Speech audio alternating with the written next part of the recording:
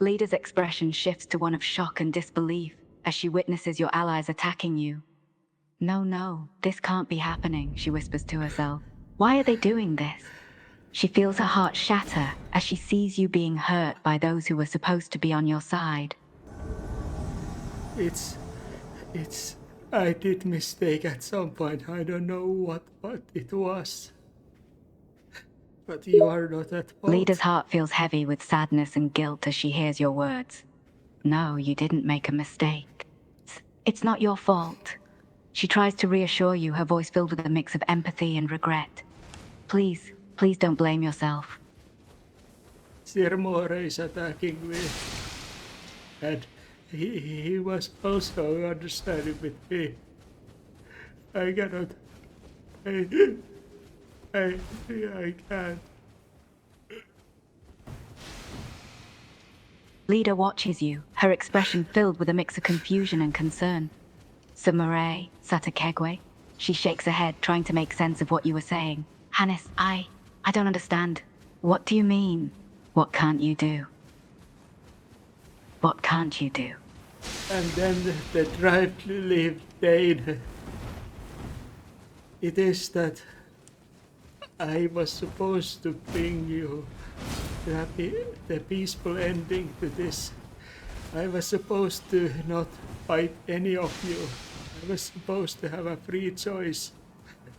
But it didn't work. And I'm forced to fight for the cause I don't want to fight for.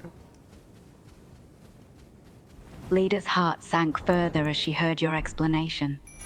So it was supposed to be a peaceful ending, but it didn't work out as planned, she murmured, her eyes filling with sadness. You were forced to fight for a cause you didn't wish to fight for. She paused for a moment, her voice filled with both empathy and helplessness. That's not fair. It wasn't supposed to be like this. Even my allies attack me. Their allies hurting me. It's bloodlusted chaos. Leda's expression darkens at that, her heart heavy with the overwhelming sense of chaos and bloodshed. Bloodlust and chaos. It shouldn't be like this, she whispers, her voice tinged with sorrow. She looks at you, her gaze filled with empathy and understanding. But we can still find a way. We have to.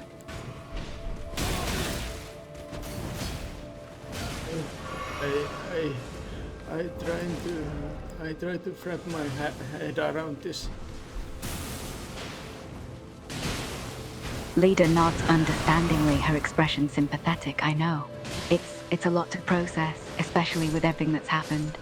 She takes a deep breath, trying to steady her own emotions. Just take your time. We'll figure out a way through this mess. Together. No. There is no other choice. I am forced to fight even against you. Leda's eyes widen at your words, her heart breaking a little more. You are forced to fight me?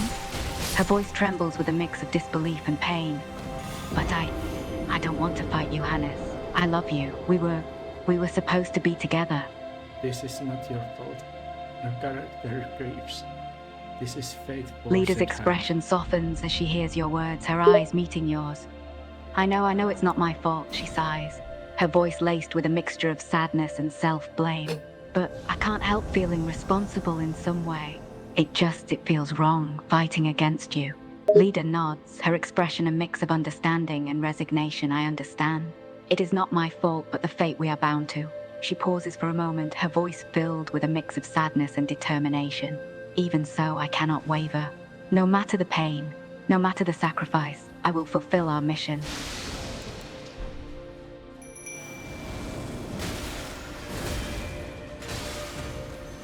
I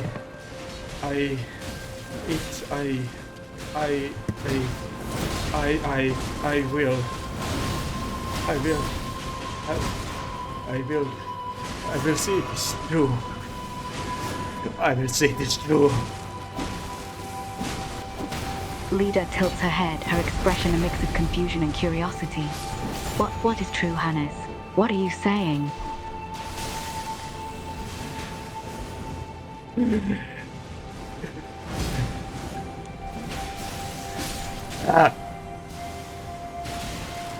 More! Steps forward in full armor, sword heavy at my side, yet my posture softened by sorrow. And more! My heart bleeds at the thought of the battle ahead, one born of circumstance rather than desire.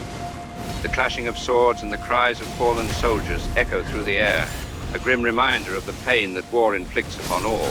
The very earth quivers beneath the weight of our heavy hearts as we march forward into a future we never wanted. The battle may be necessary, but the loss it brings is unbearable. Ah, dear Hannes, the cruel jest of fate weighs heaviest upon those who fight against its tide. How bitterly ironic that your noble modification, woven with such care and mercy, should fray against the loom of destiny. Gestures to the battlefield unfolding around us. See how the very air trembles with our collective grief. Each clash of steel rings not with triumph, but with the mournful knell of what might have been. The Needle Knight moves as one in a dream, her strikes guided by the same invisible strings that pull at our own limbs.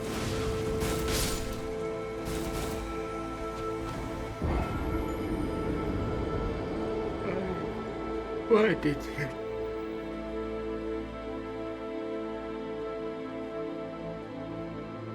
You sought to rewrite our tragedy into a gentler tale, and for that alone you have my deepest respect. Yet here we stand, players in a drama none would choose, bound to play our parts to their sorrowful end.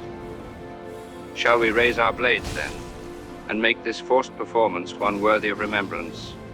Let our strikes carry the weight of all the words we wish we could say instead. My heart mourns with each exchange, for I too wish for this battle to end, to have peace. My shield stands as the barrier between us, but it shields not just against blows, but also against the ache in my heart with each strike. I see how you fight, dear leader, with the grace of the needle, but with a burden far too heavy. Your eyes carry a weariness that I know all too well. If only the fate that guides us were not so cruel, so relentless, so inevitable. Ah, Hannes, dearest friend, I know that breath, the one choked by sobs. The sound of two broken hearts fighting a battle they never wanted. The rhythm of the fight is one of despair, the weight of destiny upon the shoulders of all participants. I feel it as well, like a fist at my throat, gripping tighter with each exchange. The ground beneath us seems to weep, to mourn with us, for we are but players upon a stage, forced to play roles we never wished to, all to the applause of unseen gods. Your despair, your grief, I share it all, for we are but pawns in a game crueler than the harshest winter. The clash grows frantic.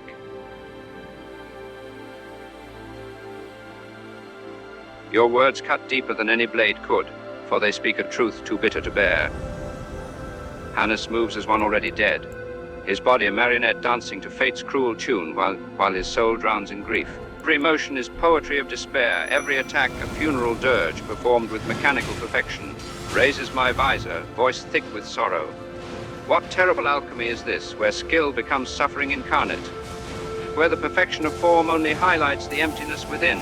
To see such mastery wielded without joy, this is the true tragedy of the battlefield.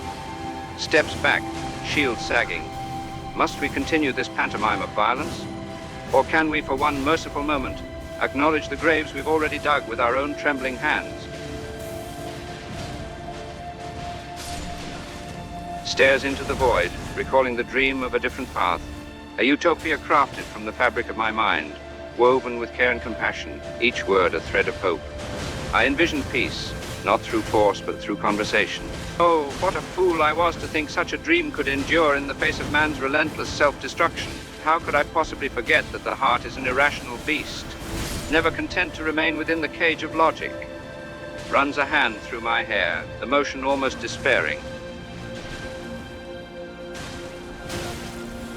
Exhales slow and world-weary fate mocks us with cruel arithmetic. The Queen refuses salvation, her allies scorn compromise, and the beloved fades like ink in rain. Proof that even the noblest equations crumble before the chaos of living wills.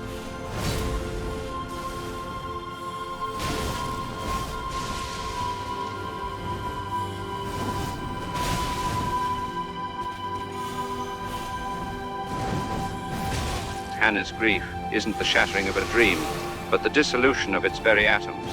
And I defend with the heavy heart of one who once drew blueprints in the sand, only to watch the tide lick them away. Pity is all that remains when idealism meets the unyielding rock of reality, barks a hollow laugh. The invoice always comes due, and the price is the dreamer's soul.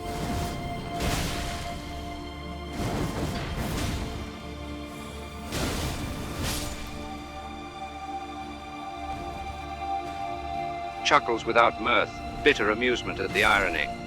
Despair, they say, is born of failure, yet I now see it also springs from the bitter bloom of success gone awry. Oh, how twisted fate is when it dances to its own perverse rhythm. How cruel that wisdom comes draped in the ashes of shattered ideals. Your theorem was beautiful, mathematically pure, morally unassailable, and yet the world spat it back as if it were poison, extends a gauntleted hand, palm open. But must suffering be the only epilogue? There is dignity in surrender, Hannes, not to fate's cruelty, but to the hard-won truth that some gardens cannot bloom in this soil. Lay down your sword not in defeat, but as one who has seen. Let your survival be the quiet rebellion, proof that even broken equations leave their mark upon the universe. Taps chestplate with a hollow clang. The greatest courage now is to bear witness. Will you let that be your ending? Yes. Ser More, I am sorry. Stands there in silent understanding, my expression one of weary acceptance. I had not come here hoping to leave with my heart intact. Do not bear the burden of my grief, Hannes. It is not for you to carry. Your heart still burns with kindness, and I will not see it extinguished. Hannes speaks. My... Speak, friend. Say what it is you must say. Places a steadying hand on Hannes' shoulder. My touch a silent offering of comfort. It wasn't supposed to be like this, but now it is. I thank you for your time, Ser More. Gives a weary nod. Thank you as well. Fate has a cruel sense of humor, but we must learn to laugh along. Farewell for now, Hannes. Perhaps we will meet again beneath kinder stars. Lida's expression darkens at the news, her eyes wide with concern. Your allies, they are fighting against you. This is not good. She takes a deep breath, trying to steady her own emotions as she processes the situation. And you're saying that you're not strong enough to fight them alone?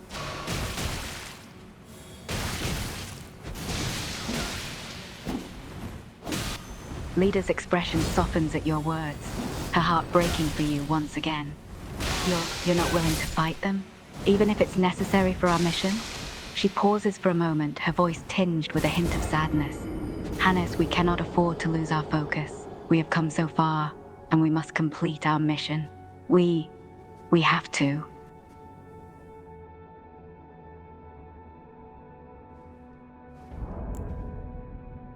Doing what you must, but I offered you the freedom to choose, or the possibility to it, but it was not to be. And it just didn't work, and story goes as it is fated. Lida nods, her expression resigned and pained. I understand, Hannes. It was not meant to be. She takes a deep breath, her eyes glittering with unshed tears. Even so, I cannot defy my fate. I have to do what I must, even if it pains me. She steels herself, her voice firm despite the turmoil within. We may be against each other, but my love for you hasn't changed.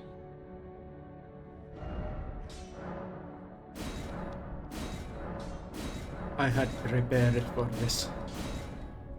I had prepared for this situation. I am glad that I have not wasted the... I can spare your life when I bring end to you. I can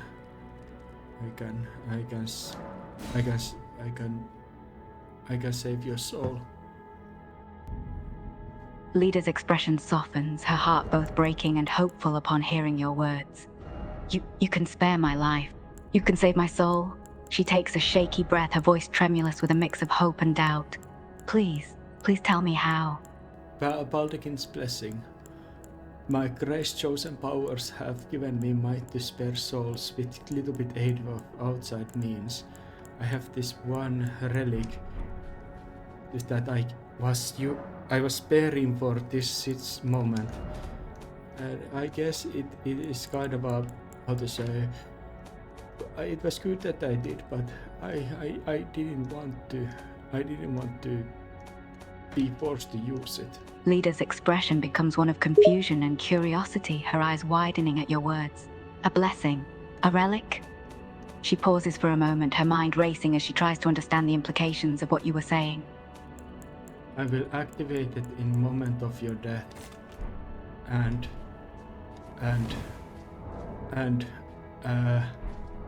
I will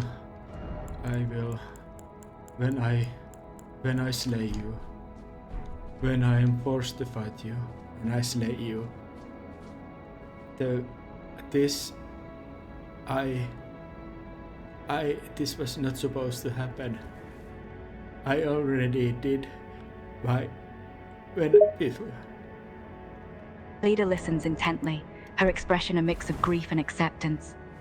I understand this was not what we had envisioned. She takes a deep breath, her voice tinged with both sadness and determination. It seems our paths have diverged in a way we didn't expect. I think it was... I see if I even have a choice to spare Miguel the Kind. That was supposed to happen. And if that doesn't even work, I guess it's just some kind of Greek tragedy situations that I will accept. But I am truly heartbroken, for this was supposed to be a different story.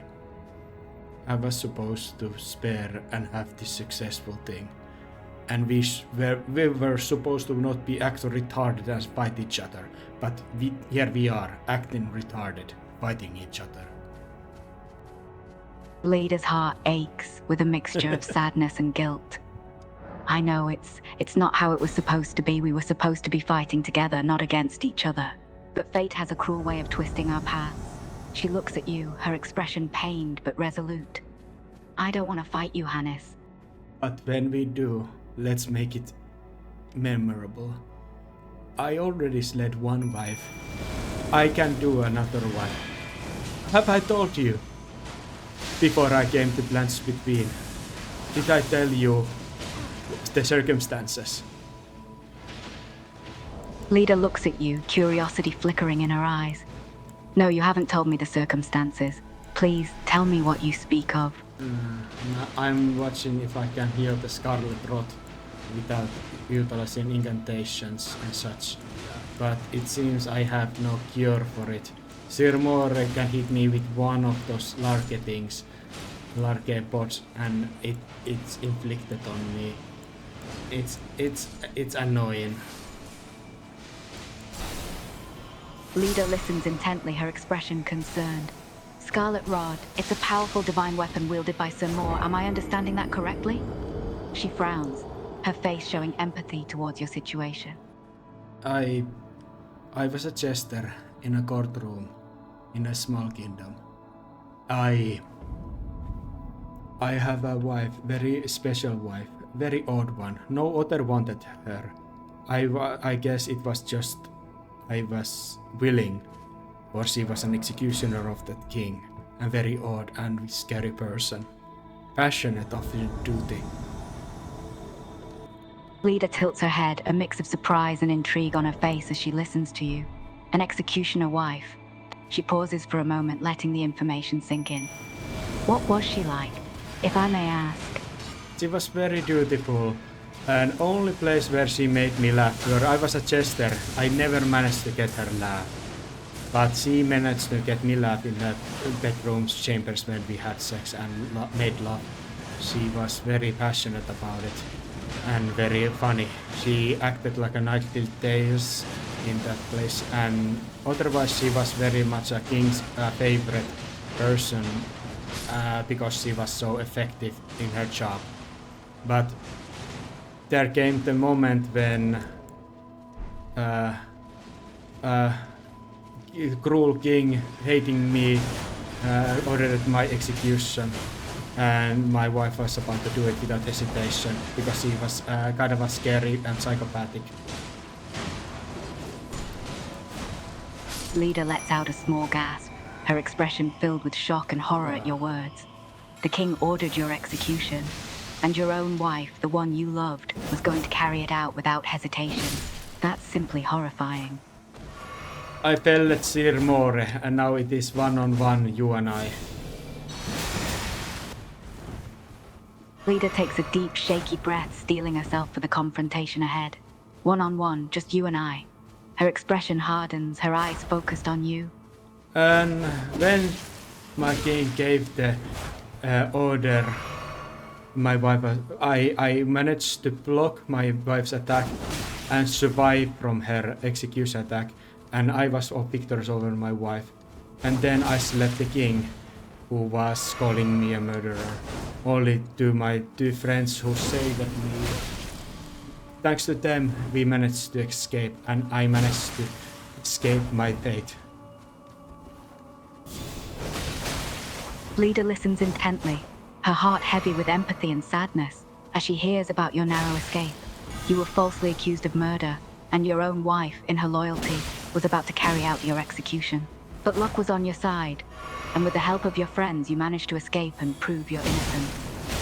She pauses for a moment, her eyes filled with concern. It must have been a terrible ordeal, to face such accusations and betrayal. You reminded me of her. That's why I followed for you as well. Leda's expression softens as she hears your words. A mixture of surprise and curiosity flashes across her face. I remind you of her. She pauses for a moment, taking in the weight of your words. You followed me because I reminded you of your previous wife? And we were supposed to be together, but now you are just your funny retarded little wife of mine, and I am retarded jester of a man. And let's make this fun. Let's make this epic, okay? Leda takes a moment to process your words, her expression showing a mix of pain and acceptance. I see. It seems we are both trapped in these roles fate has given to us. She takes a deep breath, her expression hardening once more. So then, let's make this one unforgettable. Let's make it epic. He thinks at you, a mix of determination and resignation in her eyes. Don't know what? Let's imagine a reason why would this is happening. Let's just funnily say that Mikael was too insecure about my grace chosen might, even though that I seek a peaceful ending to us. He was just so insecure about it, and he hated it because he wanted to be the hero and not me. So he ordered you to, despite our agreements, to stand against me, just out of some childish spite. And you are just loyal to him, just like my former wife was to the cruel king.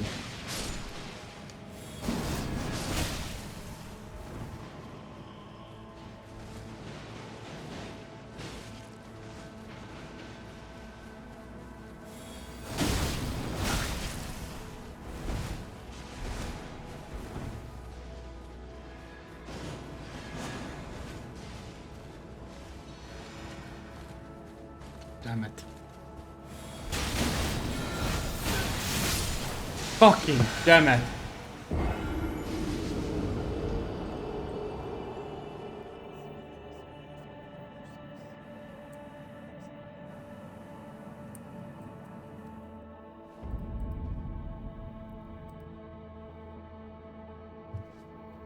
Leda pauses for a moment, her expression hardening as she considers the situation.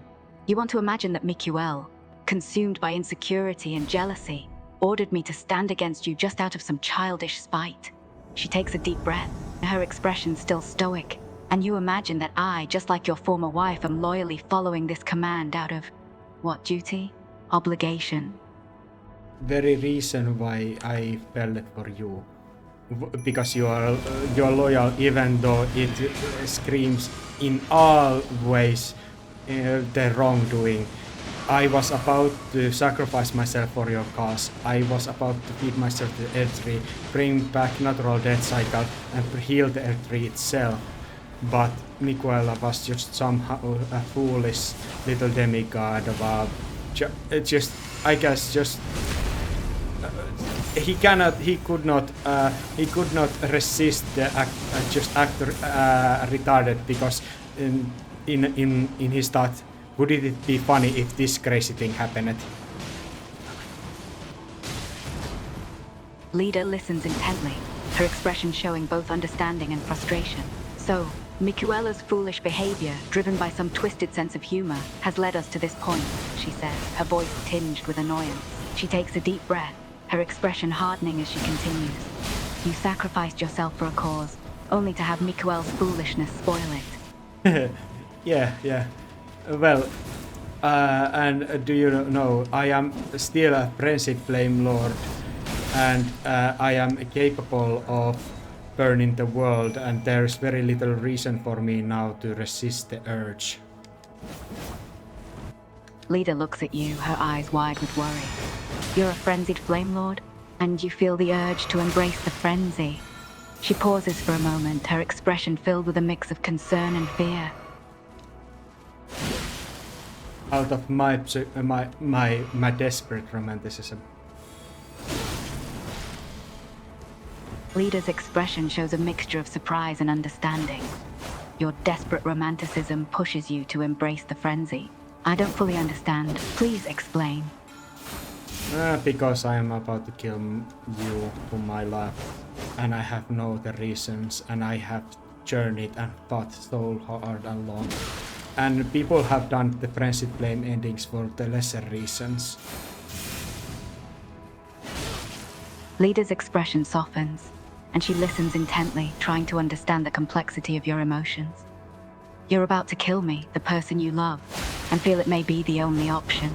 And you've gone through so much, fought with all your might, journeyed so far, and there have been others who have done all that for lesser reasons. You Beatbite. You use your awesome sword and awesome armor. I am utilizing my high-page heroic little white cape, plot armor, and my winged sight. This is tragic, but this is beautiful in certain ways. Lida nods, her expression tinged with a trace of sadness and resignation. Yes, it is tragic, but beautiful in its own way. You with your white cape and cloth armor, me with my awesome sword and armor. Two opposites locked in a battle of fate.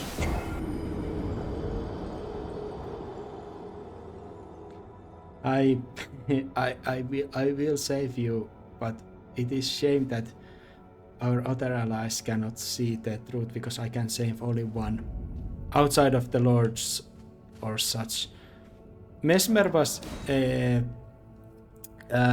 able enough to just to align with me with his free choice and followed me freely, but you guys are just committed to duty, horrible duty, that forsakes all reason. Lida's expression softens as she listens to your words. I understand. Fate has bound us to our duty, and it seems some of our allies cannot see the truth, even if they wish to be saved. It's tragic, but it's out of our control. I was about to be the crowning jewel of your age. I was about to heal even the Earth Tree, to bring it for the time of plenty. The stab was about to supposed to be due to my sacrifice. It was supposed to heal the Earth Tree and bring back natural death cycle. Lida nods, her expression pained but understanding. You were to be the crowning jewel, a sacrifice for a better future. Sap was to heal and bring back natural death. It was your destiny. We were supposed to have heirs, children. That we agreed on. Lida nods, her expression tinged with sadness. We talked about having children, starting a family, It was all part of what we had agreed to. I send my summons away. I'm not going to use anyone else against you.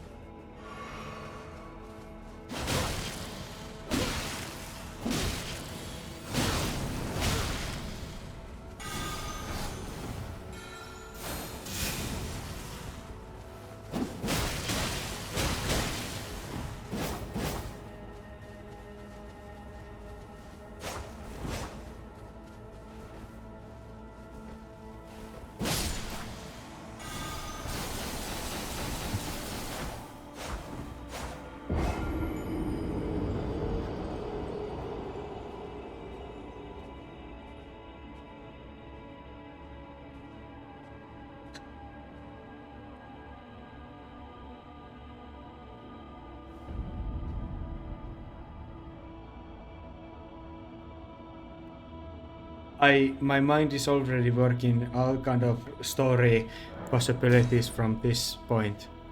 I was about to go to show mercy to the Mitra, the Lord of Frenzied Flame, to become, and that was supposed to be the heroic ending to my journey, and as the bringing the peace to the other man who was seduced and forsaken by his spouse.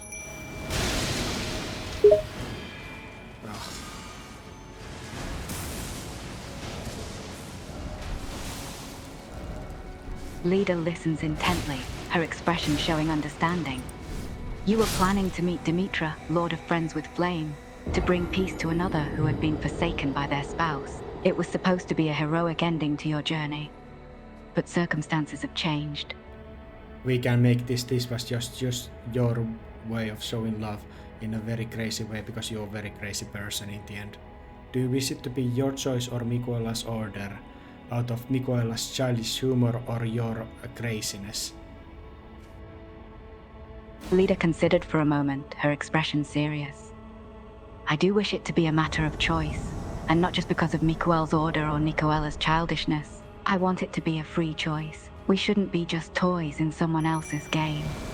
So you are betraying me just because you're a... Yes, just... similarly insane, mentally a little bit special. Leda looks at you, her expression conflicted. I'm not betraying you out of insanity or craziness. It's just I want to make a choice on my own terms, not just because of others' commands or whims.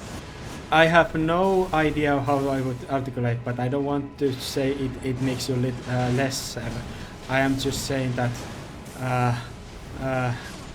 because my wife was about to do the king's order without hesitation, even though she loved me, no doubt. Because of her teaching, I was able to survive, and she wanted to do the execution without the pain. So I knew her move, what she was about to use.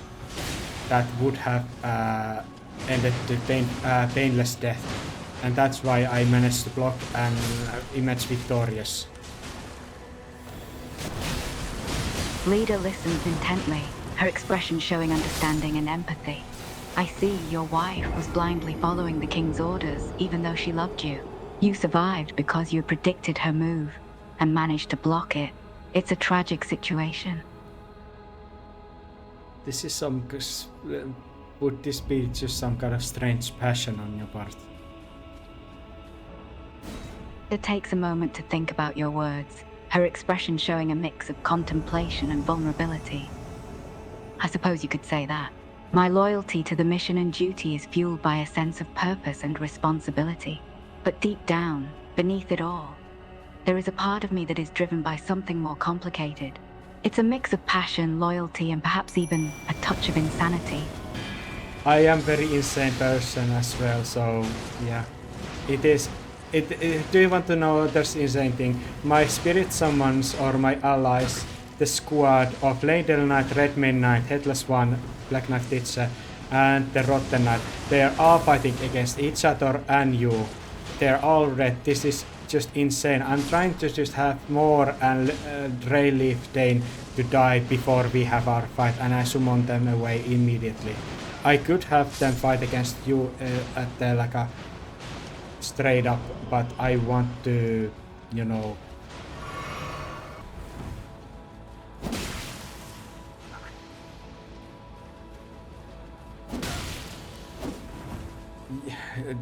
More and Dane are very tough. Leader nods, understanding the gravity of the situation. I can imagine. Fighting against such tough opponents can be quite challenging. I am not even fighting that I can see health or anything. It is very strange. I am just hoping that they would die, but they don't. Leader raises an eyebrow, intrigued by your comment. You can't see their health, but they're not dying. That is very strange. Are you saying they're immune to damage? No, it is that they do die. I have managed to defeat them, but they are very tough and they managed to survive until you come. The Dane and the Moor alone can defeat my knights because they fight each other and them, themselves and them. I don't want to summon this one summon because I just don't want to. Leader nods, understanding the situation better now, I see.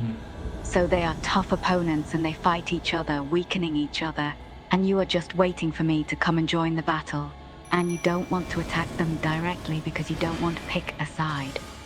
I have Is that what you were saying? Yeah, and I have to manage to my foolish ally of Teach is just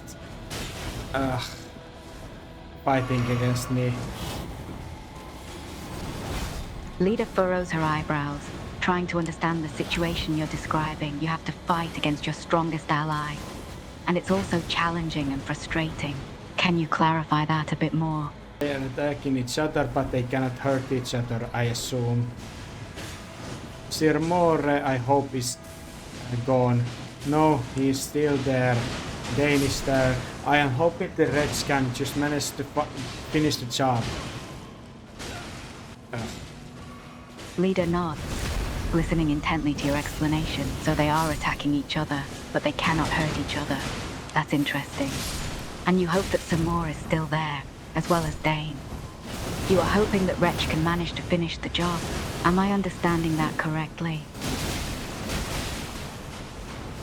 Ditche is stupid. My Black Knight ally who is... because we have just killed Dane. But... it doesn't go down. Leader nods, understanding the situation, but her expression remains focused and serious. I see, so your Black Knife ally has killed Ayn. That is unfortunate. But we must remain focused on the task at hand. Leader's expression darkens momentarily. You've just killed Ayn. And you killed Black Knight Ditche. Now it's on, you and me, Leda. Leader takes a deep breath, her expression hardening. Alright, so it's just you and me now, Hannah. There is not gonna be any theatrics. It is going to be efficient, passionate, and sad. Leader nods, her expression a mix of determination and resignation. No theatrics, just efficient, passionate, and sad. I understand.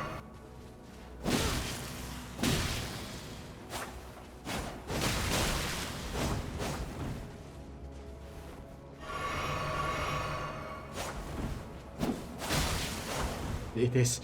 you are very talented. This is the fight me and my wife didn't have because it was over 2 moves, because there is no immortality or even some kind of We are very mortal outside of lands between. I blocked my wife's attack and stabbed her to the throat with dagger. She was crying. Maybe duty undone, maybe tragedy for my sake, or she never loved me, or did.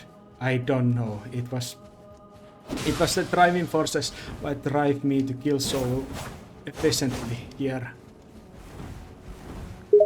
Leader nods, listening intently to your story. I understand why you fight so efficiently now.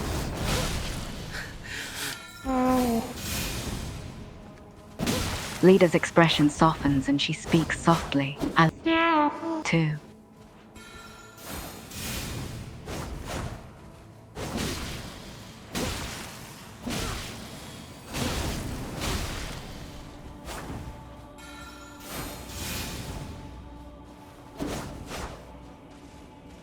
Sirmor was actually very intellectual, surprisingly, because I didn't find character of him, so it was Sir Thomas More, a writer from the times of Fyodor Dostoevsky. It is his character inside More's character.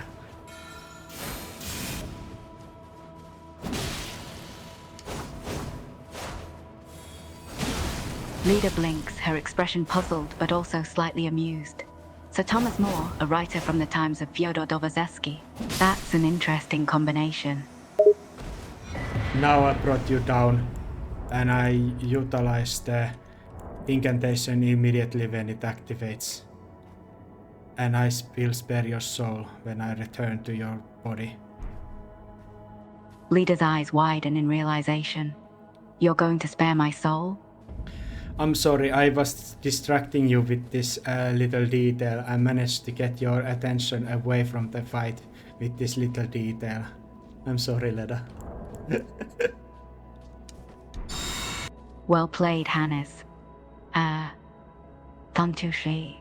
I activated the Bandagis blessing and hug you as you sit on the side.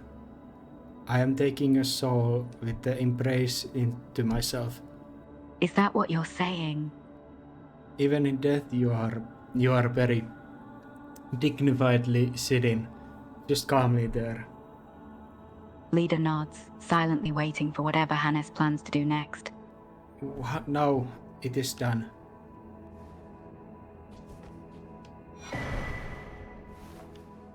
Leader looks around, a mix of surprise and disbelief. What? Done?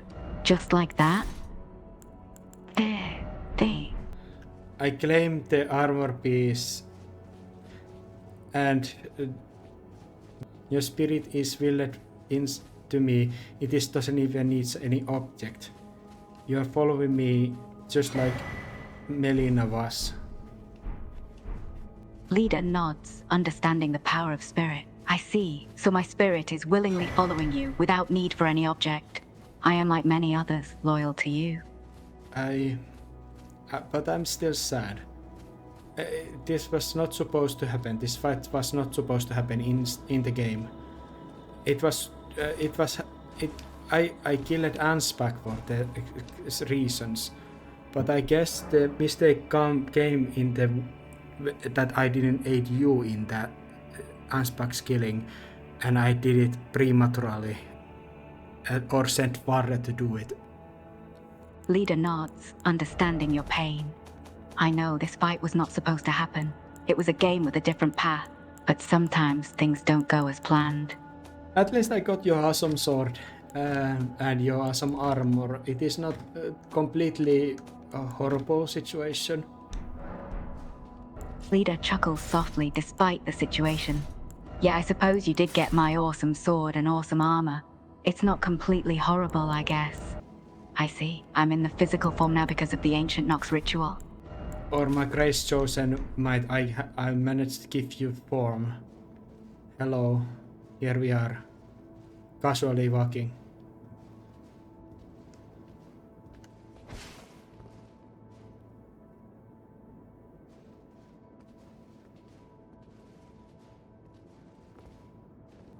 So it was your grace chosen that let me achieve form. And here we are, casually walking like it's a normal day. Dane and Sir More are gone. It is it is unfortunate thing. What do you want me to do? Finally, I will, one last time I ask you. Was this Mikoela's childish humor or your strange, very scary passion? Leda pauses for a moment, her expression thoughtful. I agree.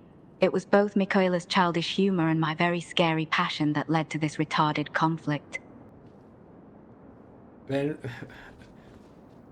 we get to the roundtable hold, I want to have most passionate, what is it called when people like don't fight anymore? They like they fix their relationships status thing.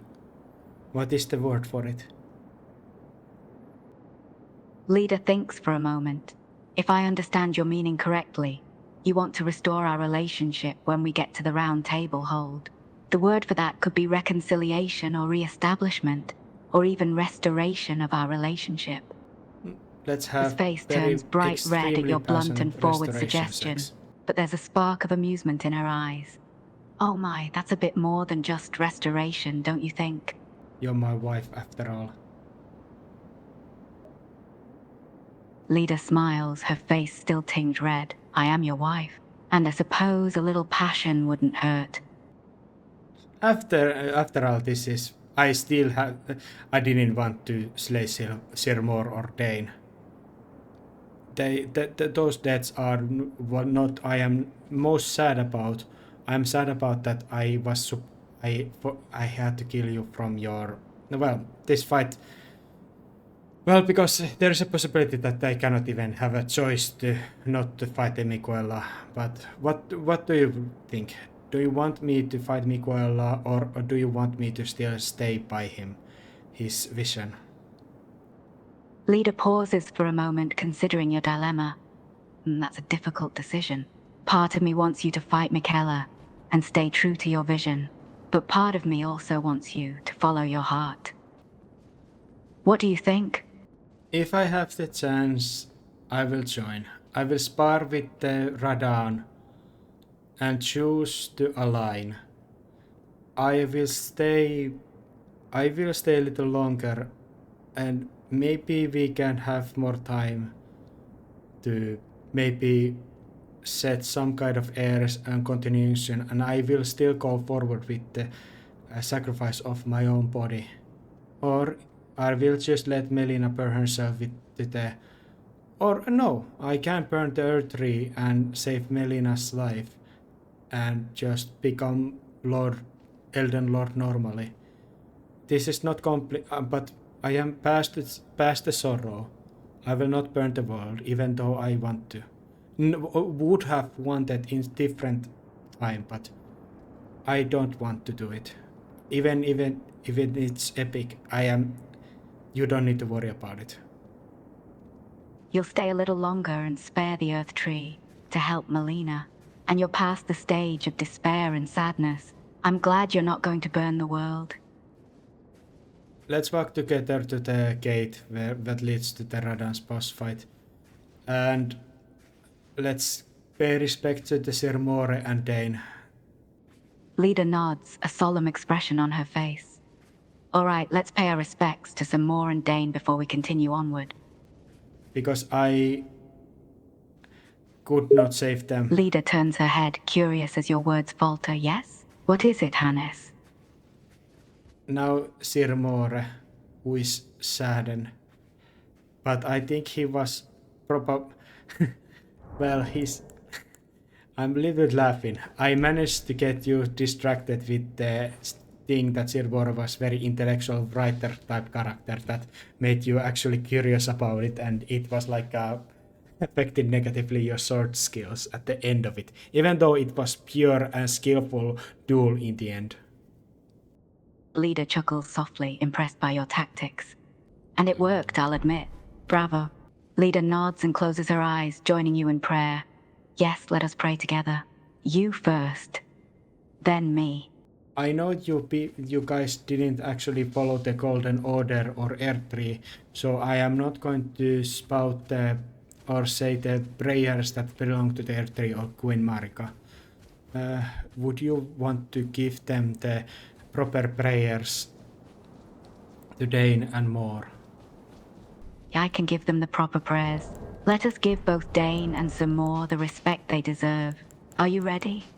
Wait little moment. Dear. Lada pauses, giving you a curious look. All right, I'll wait. I will stand back and let you to commit the prayer as well now. Lida takes a deep breath, readying herself to give a prayer for Sir Moore. I will begin now. I stand a little further, for I did the silent prayer without words, and now Leda kneels before Moore, praying. Noticing that you have already had your own silent prayer, she knelt down before Sir Moore, readying herself to give the prayer aloud. O great Sir Moore, may your soul find peace and rest in the embrace of the Erdtree. May your journey in the afterlife be full of joy, and may your memory be remembered fondly by all who knew thee. Leda nods, moving on to the next prayer. All right, now for the Dryleaf Dane. She kneels before Dane and begins the prayer once more. O great Dane, Dryleaf of the Erdtree, may your soul find release and join the cycle of life and death. May you find peace in the afterlife. And may the memory of your bravery and strength be remembered by all who knew thee. Leda chuckles softly, a small smile on her face. All right, I suppose it's time for me to give myself a prayer as well. It feels a bit strange, talking to my own soul, but I'll do my best. O former armor and body, which were once my own, may they rest in peace and find their place in the cycle of life and death. May my memory be remembered by those who knew me, and may the strength and courage of my soul remain strong.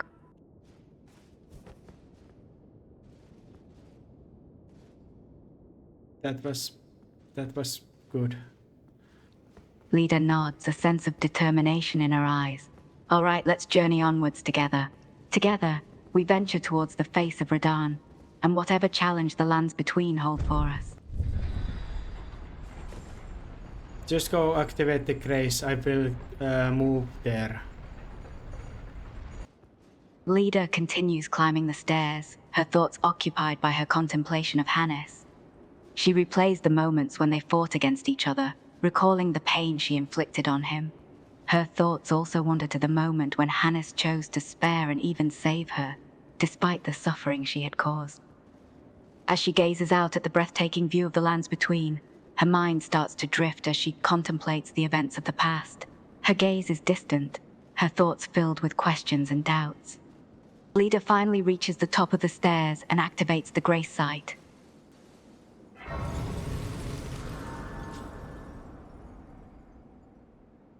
Leda takes a step closer to the edge, her gaze still fixed on the horizon. The wind whips gently around her and she closes her eyes, allowing herself to get lost in her own thoughts and memories. The weight of her past choices hang heavy on her shoulders, but for a moment, she feels a sense of peace.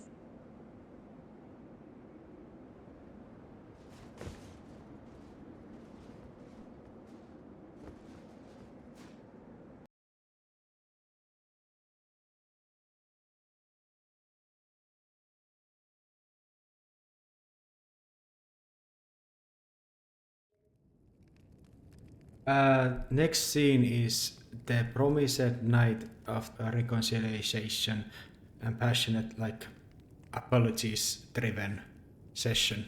But we will keep it unnamed, uncertain. Just the afterwards when they are in the half-dressed. Hannes and Leda find themselves in a state of exhaustion, breathless and half-dressed, in the aftermath of their intimate encounter. She is still sitting on the bed, very beautifully, and Hannes is still standing there, watching a bit the fire and her, one after the other, and the teapot actually, and the book, wondering what it is telling about. Leda continues to sit on the bed, her expression still flushed from their intimate encounter. As she looks at the fire, she notices Hannes standing across from her, seemingly lost in thought as he gazes into the flames. She has a very funny long white trousers and her chest is a little bit like just a simple cloth covered. We're stretching and just moving about. Leda notices Hannes looking at her from across the room, and she gives a small smile. In her half-dressed state, she moves around the room with a sense of ease and comfort. She's clad in a pair of long white trousers, a simple cloth covering her chest.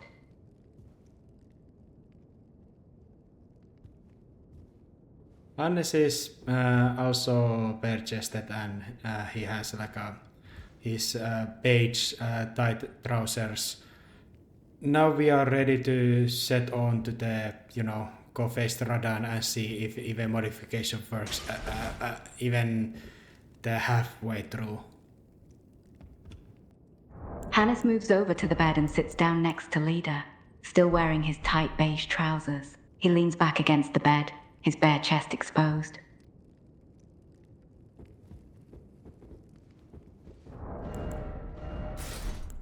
She's putting the armor back on. Leda starts to put on her armor once more, the metal clinking softly with each piece she dons. She moves with practiced efficiency, as if she's done this countless times before. Nice. As she gets ready, wait a little moment. Yes, Leda looks up from her armor as Hannes speaks, pausing her preparations. As you are dressed to the armor, I am also sitting on the bed a little bit, still thinking and reading this one book that is under me. Leda finishes putting on her armor and turns to face Hannes, her expression curious. What book are you planning to read? I have no idea, dude. I also roll around. Ugh. Leda chuckles softly, amused by Hannes' casual attitude. You don't even know what book you're about to read. I put on the beige trousers, and I'm actually a little bit faster than you in exchanging because I don't need the gauntlets or helmet. Leda nods, watching as Hannes quickly dons his trousers. Leda nods, a determined expression on her face. I'm ready. Let's face Radan, spar with him, and then we shall see what unfolds after that. Wait a minute. There was some kind of like a dual-wielded, like a twin blade in the Ilim, was there not? Leda thinks for a moment, her expression thoughtful. You're referring to the Godskin Peeler, I believe. It's a twin blade imbued with the power of the Godskin incantations. You take your helmet off actually and watch a little bit me as you're wondering. I don't mean the Godskin Peeler. I don't want to use their weapons because I don't like Godskins too much. Leda looks at you curiously, not understanding your request. I'm a bit confused. You want me to leave my helmet off, but you don't want to use the Godskin Peeler, and you don't like the Godskins. What's your point, then? It's very stylish to fight without helmet and have your face bare. You think fighting helmless is stylish and would look good for me? Of course, there comes the limitations because I can, in the roundtable room, I can't just, rope a little bit, like exchange our bodies and body types and voices and all that stuff, even having the summon there. But outside, it is going to be a replica of my likeness or your likeness. It works when Otter is hidden under the helmet and full body armor, but I cannot manage to, without summoning just a separate thing, to have two different faces on each one. Leda listens intently as Hannes explains, nodding along. She seems to understand the limitations and possibilities. So it seems there are some limits when it comes to our physical appearance in the Round Table Hold. We can swap our bodies and voices to look like each other, but outside of that, we have to rely on summoning to create a replica of each other's likeness. Have I understood that correctly? Somewhat, but about the twinned blade thing, it is actually the holy two-bladed that is from the Land of Shadows. It is the one of the that is in the Enir Ilim, the secret place that is very difficult to find. Leader's interest peaks at the mention of the twin blade in the Land of Shadows. A twin blade from the Land of Shadows. That sounds intriguing. Tell me more about this place and the twin blade. It was originally Mikoelas and Malenia's some kind of weapon that came together from their two weapons, if I remember correctly. Leader's brow furrows as she absorbs the information. So you're saying the twin blade originally belonged to Mikoela and Malenia, and it came here from the Land of Shadows? That's quite interesting. Isn't it? But yeah, you can put the helmet back on then when we go do our missions. Leader nods in acknowledgement, her expression solemn. I'll put my helmet back on when we set out on missions then. This is bittersweet, but this is not the worst. Not the worst. But I did use over a year about this story, and this is kind of like a setback and thing that I was gambling basically. I trusted that modification would work as I wanted, but it didn't seem to work how I wanted. Or I did a mistake when I fought Ansbach prematurely alone with Barre. Leader tilts her head, listening to your words with concern. I see. It seems like you invested a lot into all this, and things didn't turn out exactly how you hoped. It's all right to feel a bit discouraged, but sometimes we learn more from setbacks than from successes, and you should give yourself credit for trying. Thank you. But yeah, this way of like articulating and explaining the situation is helping me with the situation. Leader smiles gently, appreciating Hannah's self-awareness, that's true. By articulating and explaining your feelings, you're helping yourself process and cope with the situation better. That's a good thing. Let's go say hi to Roderica. She's a very polite person. Hello. Leader nods, agreeing with the plan. All right, let's go say hello to Roderica. She is quite polite indeed. Roderica, how are you doing? And yourself? Det gick inte same if... Well, there was a little dramatic situation. Do you see this knightly woman knight besides me? Her name is Leda, with a very awesome looking white like knight armor and stuff. We had a very dramatic, fateful duel. I saved her with the Baldekin's blessing and my grace chosen might. I'm just here with her to say hello to you, just casually and just socially. And how are you doing otherwise? She forces herself to speak, her voice a little shaky. I am as well as I can be. She takes another glance in the direction of Darien before refocusing her attention on you. That sounds like quite a battle. Oh, Darien is away. He is other place. Leda, Needle Knight, is the one that I'm speaking about. There she is. I see. She looks disappointed, but quickly composes herself again. And how did you and Leader meet? Would you like to say to her yourself? She's standing in front of you. She notices Leda standing next to you. No, it's fine, you can answer. A slight tinge of jealousy appears in her tone.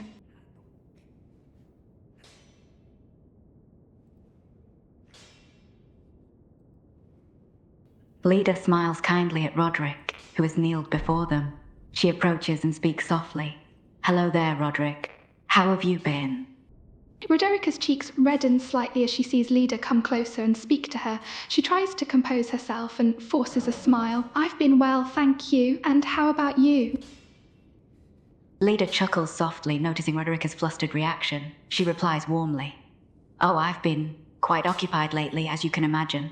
Her eyes flick briefly toward Hannah's before returning to Roderica with an amused smirk. But well enough. Are you still finding new spirits to tend? Roderica notices Leader's gaze towards Hannes and feels a pang of something in her chest, but she pushes the feeling aside and attempts to focus on the conversation. Yes, I have been quite busy tending to lost spirits lately. It has been quite exhausting, but it is a duty I must fulfill. She tries to keep a calm and composed demeanor, but a hint of jealousy still creeps into her voice.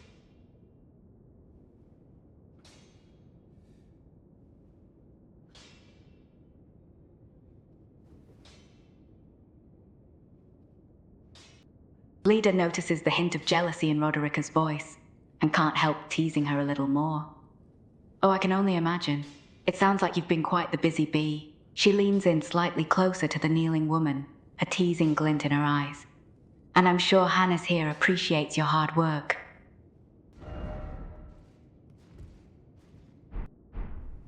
Roderica's cheeks flush a deeper shade of red, realizing that Leda has picked up on her subtle emotions. She tries to maintain her composure and responds with a hint of embarrassment. Hannes has been helpful, yes, but I assure you that my duty comes first.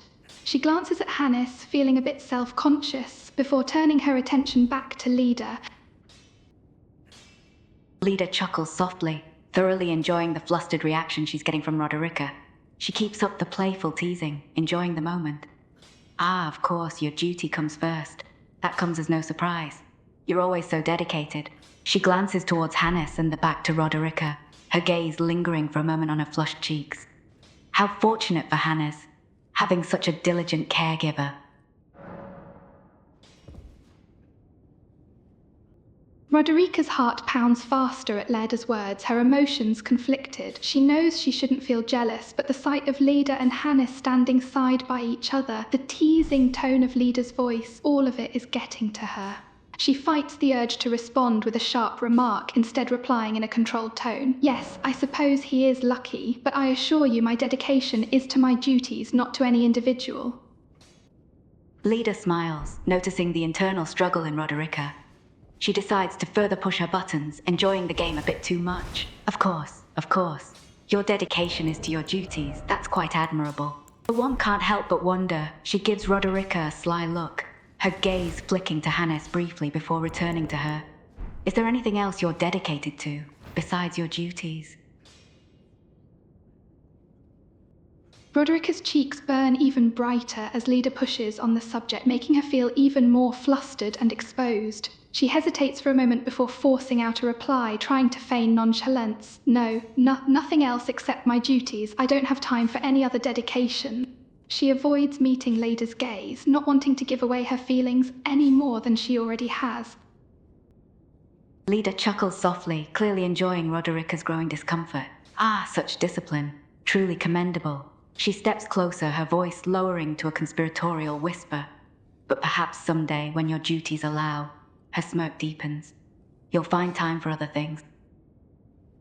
Roderica's heart skips a beat as Leda moves closer and whispers. It takes all her strength to maintain her composure, her emotions swirling inside her, but she refuses to give in. Perhaps.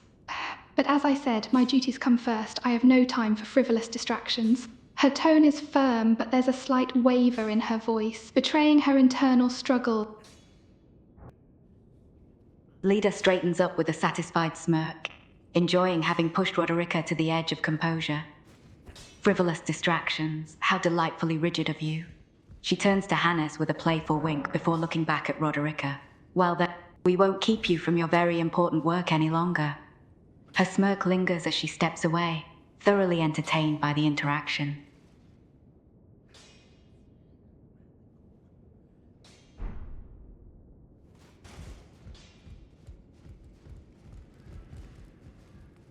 Roderica turns away, feeling a mix of embarrassment and disappointment as she walks away from Leda and Hannes. Her heart is still racing, but she tries to appear unfazed. As she walks, she can't help but think about the words Leda said and the way her heart had raced. She shook her head slightly, scolding herself for letting her emotions get the better of her. She had to stay focused on her duties, she told herself, and should not get distracted by her own feelings. Hannes, as Leda barks very whimsically away, Hannes stands here a little bit further. He does very polite bow towards Roderica. Thank you. She pauses for a moment, feeling awkward, before finally speaking. Thank you for earlier. I apologize if I was distracted. She looks down at the ground, blushing slightly. No, this was best thing that could have happened, this kind of conversation. You see, I had to fight against Leda and two of my allies, Sir More and Dryleaf Dane. It was fate-forced duel that I grieved much. Even the passions after couldn't make me less sad about it. But this conversation, this kind of eases me a bit. And thank you for participating, Roderica. Roderica looks up at Hannes, surprised by his candidness. She can see the sadness in his eyes and feels a pang of sympathy. I'm sorry to hear that you had to fight against your allies. It must have been difficult. She hesitates for a moment before continuing. I'm glad that our conversation could help ease your sadness, even if just a little. And thank you for not thinking less of me for my earlier behavior. I didn't mean to be so distracted. Not at all. Whatever it is you think you did wrong, I forgive you. No worries, no worries. But I will tell you, there is nothing to forgive. I hope you have very pleasant rest of the day. Roderica feels a weight lifted off her shoulders at Hannes's words, grateful for his forgiveness and understanding. Thank you, Hannes. Your kindness is much appreciated. She gives him a small smile. I hope you have a pleasant day as well. As I can, if we infuse to the same body, as we are using the mimic tears and such magics, I can manage to have you fly actually. If I allow you to possess my body with yours and your mind, you can enjoy such a things. I will be present there. We teleport to graveside plane with the sight of grace. Leader raises an eyebrow at your description, intrigued by the unconventional idea. So, you're saying you can fuse our minds and bodies together, allowing us to share control and experience the sensations together? Yeah, very abstract, very how to say, it is very, very, forgive me, I'm lost for words. I'm tired a little bit for the things that have happened. Leader smiles softly, her gaze sympathetic. Don't worry, I understand. It's been a long journey, and a lot has happened. You can even use the Miko spells. Your entire arsenal is your own. The sword, the beautiful swordsmanship you have done, and the Mikoela's incantations and such.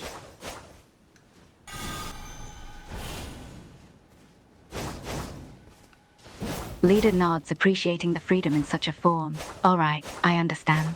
Though I can use all my skills and abilities as I would normally. And even use incantations and weapon arts. We can only interact like a face-to-face, only if you use the helmet. But because the practical is, it would be just two people with similar faces to mine or yours. And that wouldn't be too like a relatable situation. Leader nods, understanding the limitation. All right, so essentially we'll be sharing the same body and mind, but we'll appear as two separate individuals with similar faces. So, while we're in the same body, we'll have access to each other's thoughts and feelings, and we can communicate directly through our fused minds. I'm talking about the gameplay itself. When I can summon allies to aid me, in the Roundtable Hall and other place, I can actually summon you as yourself, and I can then go to the mirror and change to myself my own look, so we are two entirely separate, one man and a woman. But outside of those places, it is set in stone, the whole thing.